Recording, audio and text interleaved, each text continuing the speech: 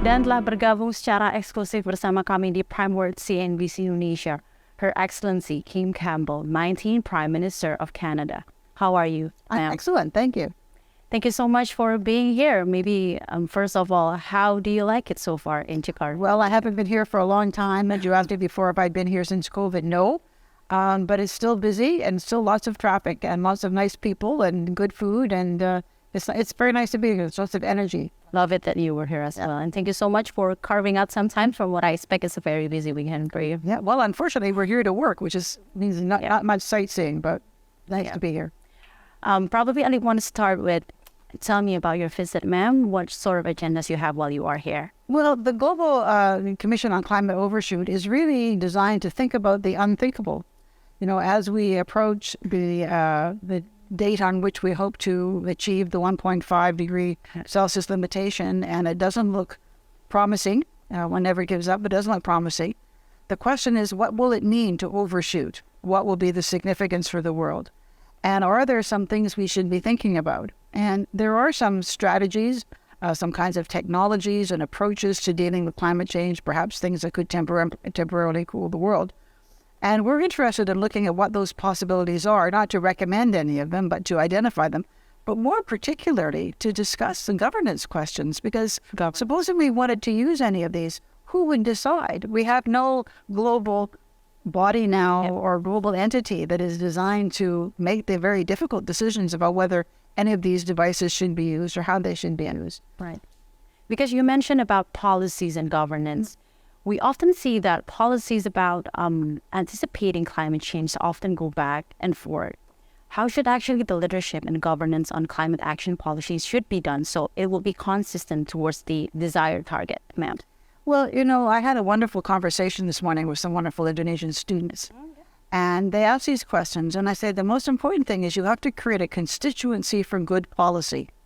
And it's often hard for leaders to make decisions that the population thinks might be detrimental or difficult. We actually now know that the economic benefit of tackling climate change is much better than not tackling climate change. And there are also some wonderful new businesses and economic opportunities, aside from the fact that the cost of dealing with the disasters of climate change. But there are also a lot of interests out there trying to slow things down because they don't want to change or they don't want to have their economic models disrupted. So it's often very difficult for people in government, even when they know what needs to be done, to get the kind of support that enables them to get decisions either through their parliament or even with public support. So one of the most important things we can all do as citizens is simply to be as informed as possible and to demand good policy and support governments when they do it. But I think for a long time, people thought that dealing with climate change would involve terrible sacrifices for people. Yeah. And actually, that doesn't seem to be the case. That, in fact, there are many opportunities where there will be real sacrifices for people is if we don't deal with it. We just had a presentation from the former president of Kiribati, you know, and the small island nations in Indonesia, you know, many islands. Yes. I mean, the terrible effects on that. The rising sea level. Yeah, so we need to deal with that. And even my own country of Canada, I'm from Vancouver on the West Coast, and, you know, we always think we're immune to all of these problems. But there were terrible heat waves in that part of the world, in Washington State and in British Columbia, where I'm from, on the Pacific Ocean, that took temperatures up to almost 50 degrees last year. It was called a heat dome. It was like a dome of ultra-high temperature. This is at Vancouver. Yeah, and we never experienced that. In Vancouver, some people have air conditioning, but when I grew up, we didn't need air conditioning because it was a temperate climate. You just opened the window. And what we find is those kind of temperatures kill people. We're not used to it. We've had terrible wildfires. You know, we pride ourselves on our forests. As many parts of Indonesia are green and forested, and we think of them as absorbing carbon and making us healthy, etc. But when you have wildfires, you get terrible disasters because not only does it destroy your carbon sink, it creates terrible smoke, terrible pollution.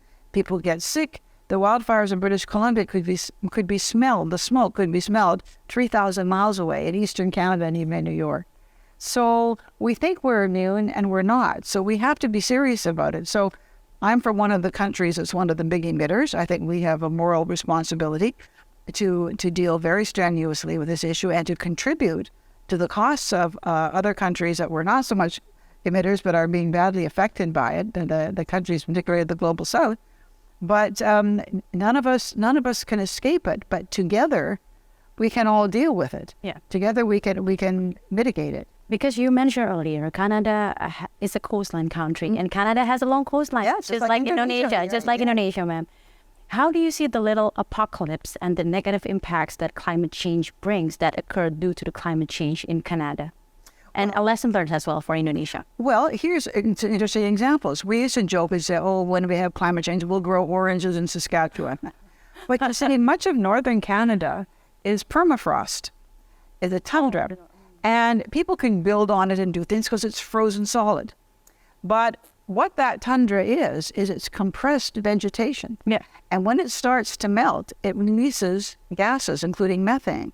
So it can even contribute more to global warming. But even now, as it's melting, cities on the Arctic coast, communities that were built on the coast have to move because the ground is too soft. It can't support the building. So we're facing that, even in Canada, where places where we thought we wouldn't be affecting it. So hot places may get hotter, but cold places may find that the equilibrium that they've had in their climate, like the Arctic ice sheets that support all certain kinds of wildlife, the tundra, the permafrost that people could live on, and indigenous people could hunt on, they can build cities on, all these sort of things. It all changes. So none of us is immune. And as I say, in Canada, in the province of British Columbia, which is a big forestry part. I mean, it's a huge province of Canada. Well, when our forests burn, we can't, if we can't cut timber and make that part of our livelihood. How about the rising sea level, ma'am? Are there serious problems because of it in Canada? Yes, indeed. Now, it's interesting geographically.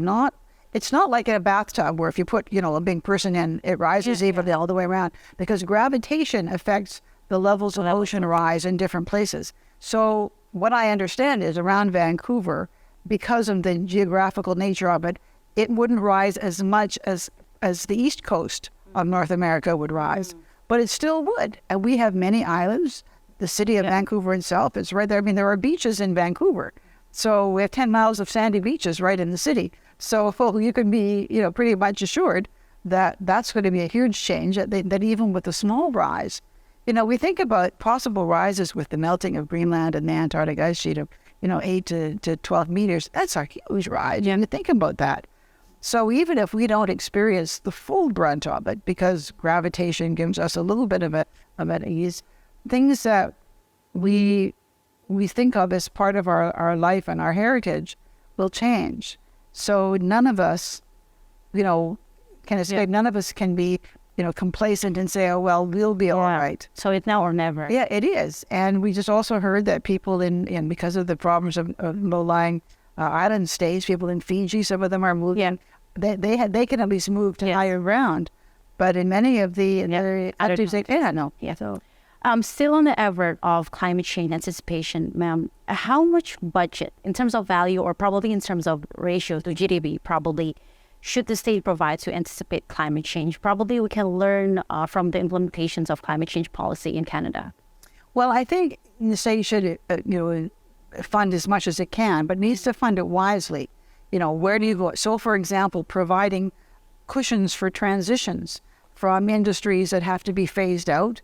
You can help to make that easier on the people involved. I think of the normal family or families whose incomes are affected by it. You can make transitions. You can invest in research and development to find new ways for people to earn a living. For example, in Scotland, people who used to work on the oil rigs in the North Sea are now working on the wind farms, and because the same skills are needed. So you need to have the kind of thinking and research and planning that enables you to minimize the disruption for people. But I also think we need to contribute globally to the costs of countries that were not the emitters, who are getting the brunt of effects of climate change. And this came out in COP27, the loss and damage decisions that were made, that countries that that can afford it need to contribute, so that these countries can also have adaptation and help to survive the damage and reorganize themselves in whichever way they need to do it. But I think it's very important for governments to, first of all, they have to look at their domestic challenges, because each country is different with its own challenges of transitioning industries or whatever, but also to look at the global challenge. And countries that need to receive support can also make a contribution in sharing best practices as they learn ways of adapting, as they develop ways of helping their people live with the new reality.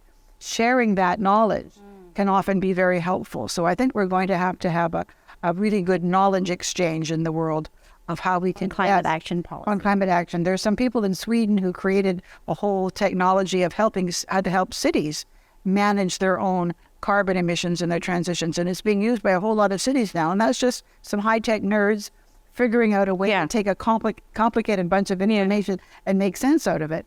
So there are a lot of different ways in which we're going to have to think and share our thinking.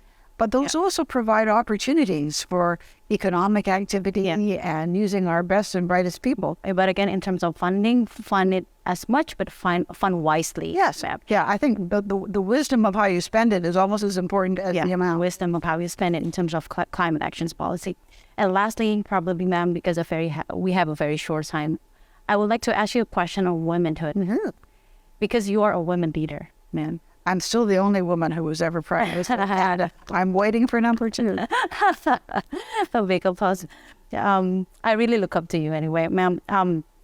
In your view, why do women need to be at the heart and at the center of a climate action crisis? Well, first of all, women are half the population of the world, and they are probably more than half the brain power of the world. And I don't just say that, but women, all dispassionate studies show that girls are just as smart as boys, and they have a lot to offer in terms of thinking when they're given an opportunity to do that.